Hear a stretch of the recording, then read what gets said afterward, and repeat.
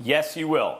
I want to be very clear about Brady's because, first, his leadership is very important. Very important in terms of keeping the team in it and all of that. I'm not diminishing that. I'm focusing on Belichick. The answer is yes, Brady will regret it. And the answer is also partly in what he said there at the end, the audio at the end. We're going to be in it. You know, no one's running away from us. That was Brady and Belichick the entire run in New England. When were they ever blown out when it mattered? You know, all their Super Bowls, by the way, were like by a field goal, one way or another, and 6 went their way and 3 went the other. I mean, let's not forget when people are like, oh, they almost won 9. Yeah, but they almost lost 6 also. But they were always in it. Always in it. That's not just the quarterback. That's all 3 phases of the game. That's the GM and the coach doing that. So Brady's early in his career, and again, I'm not diminishing him. He got them in position for Vinatieri to hit field goals, right, and win close games. That's very valuable because they won Super Bowls. And later on, he was all-world, putting up like Peyton Manning numbers, only better than Peyton when it counted. Not diminishing that, but those games were all close. Every phase of the game kept it close. Okay, sometimes the defense wasn't operating like against the Eagles when they lost. Sometimes, but the entire team was orchestrated. Was the architecture of the team and then the orchestration of it was such that they were always going to be in it. And that's not the quarterback. That's the GM and the coach. Going forward, Brady can have success, some failures in Tampa, ups and downs. But it's going to be steady as she goes once Belichick finds a reasonable quarterback with the Patriots. They will always be in it. Let me tell you this, man.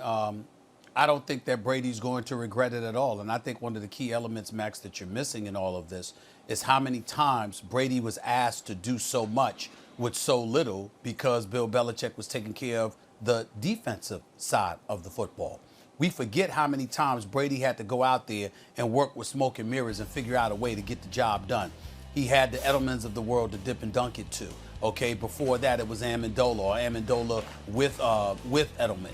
You know, the reality is, of course, you can't always have Gronkowski. He ultimately retired last season, but there have been plenty of times in the past where Brady had one weapon and so much ammunition was given to the defensive side of the ball because Bill Belichick knew he had Brady at the quarterback position, so he could afford to sit up there and leave him bereft of the weapons necessary in order to be elite, a la 2007 with Randy Moss or something along those lines. In this particular instance, if you're Tom Brady, you're responsible for the offense, not the defense. On the offensive side of the ball, here you have Mike Evans. You've got Chris Godwin. You've got O.J. Howard. You've got Brate, okay? You look at that with Bruce Arians and Byron Leftwich calling plays along with yourself.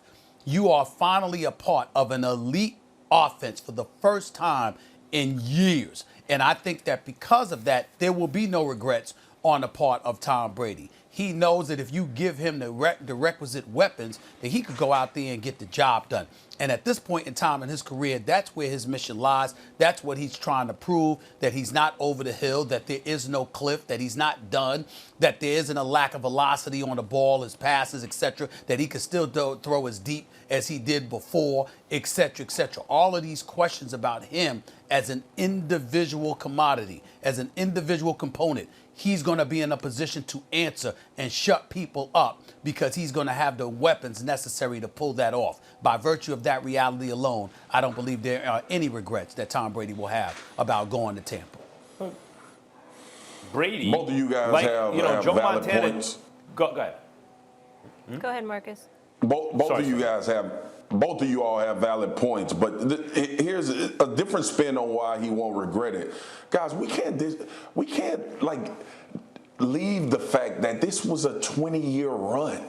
We talking about this like Tom Brady has 5 to 10 more years to play quarterback. This move, Seth Wickersham's article, this move for Brady was a bit about being disgruntled and a bit about being appreciated. So no, he won't have regret. He made decisions based on he wants to have a good time, be appreciated, get away from the Patriot way, right? If somebody starts losing, we'll start talking about, oh, see, there it is. We knew Belichick wasn't the coach, or we knew Brady Brady wasn't the quarterback. Here's the deal, though.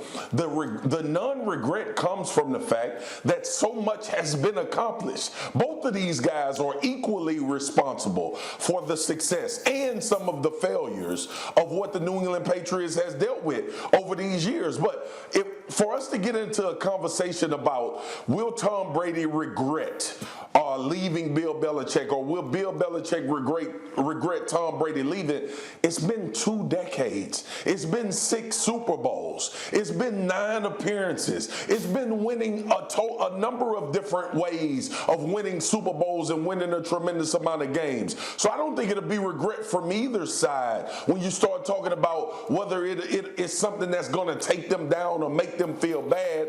And at the same time, they both have things that they want to prove outside of each other. But the whole notion of regret is when you could have done something. They've done everything you can possibly do as a franchise, as a quarterback, and as a head coach. Yeah, I think that's a good point. I think that's a really good point, Marcus. I look at Joe Montana as the comp for Tom Brady, because before there was a Brady Belichick, there was a Montana Walsh. And Montana, like Brady, you know, compared to Marino, the way Brady was really most of his career compared to Peyton, well, we all know that really Marino and Peyton are better, right? Except when it matters most, you'd rather have Montana and Brady. But the question really was, how much of that is the coach? And Montana, like Brady, was called at times system quarterback and this and that. He was 4-0 in Super Bowls, 13 touchdowns, no interceptions.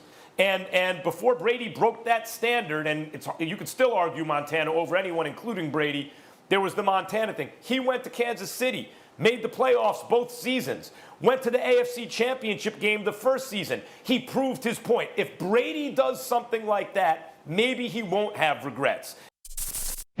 Thanks for watching ESPN on YouTube. For live streaming sports and premium content, subscribe to ESPN+.